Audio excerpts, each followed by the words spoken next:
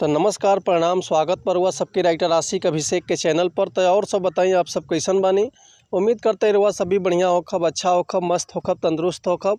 तो रहुआ सबन खातिर लेके आ गए बने बिल्कुल ज़बरदस्त, बिल्कुल ब्लास्ट, बिल्कुल खतरनाक ननद भौजाई के स्पेशल सॉन्ग भोजपुरी ट्रैक पर भोजपुरी गाना रहुआ सबन खातिर लेके आ गए बनी।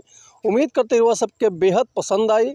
अगर एक रहुआ बढ़िया म्यूजिक बनवा के, नया म्यूजिक बनवा के बढ़िया से दिल से गायकी कहतनी तो 100% बाकी गाना और मार्केट में ब्लास्ट करी।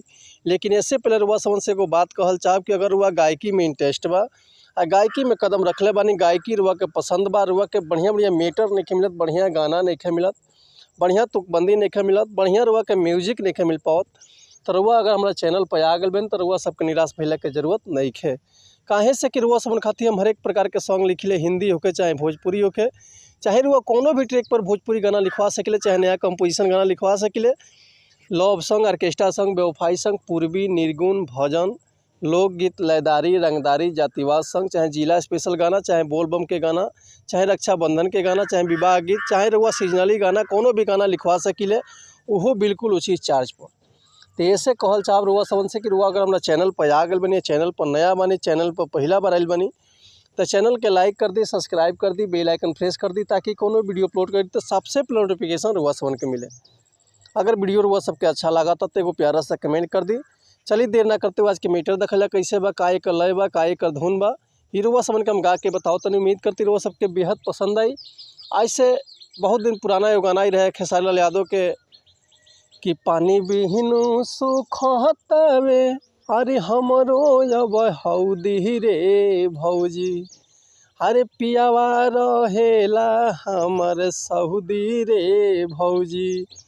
तो यही ट्रैक पर वह खातिर लेके आ गए बनी बिल्कुल ज़बरदस्त, बिल्कुल ब्लास्ट ननद भौजाई के स्पेशल सॉन्ग। तो चलिए देखिए आज के गाना कैसे बा कि देखी के सबर हमसे अब नहीं होला रे भौजी, कि देखी के सबर हमसे अब नहीं होला रे भौजी, कि पियावा चलावे हमारा ओला रे भौजी, कि पियावा चलावे हमारा ओला रे भौजी। परती पड़ल बा हमर दुनु हई कोला रे भौजी, कि परती पड़ल बा हमर दुनु हई कोला रे भौजी, कि पियावा चलावे हमारा ओला रे भौजी, कि पियावा चलावे रात के ओला रे भौजी। तो उम्मीद करतनी मीटर हुआ सबके बेहद पसंद आयल हुई।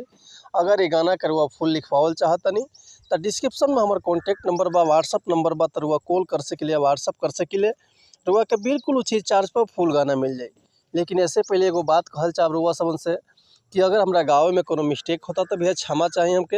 ऐसे कि हम गायक ना ही रुआ सबन के खाली बता सकिले, समझा सकिले, हम तो राइटर हैं। ये रहुआ ऊपर डिपेंड करते रहुआ, जितना बढ़िया से गायकी करब उतना बढ़िया से गाना और मार्केट में ब्लास्ट करी। तो मिला था नेक्स्ट वीडियो में कुछ नया गाना, कुछ नया धुन, कुछ नया कंपोजिशन लेके। तब तक लिए नमस्कार, प्रणाम, जय हिंद, जय भारत, जय भोजपुरी समाज, हर हर महा।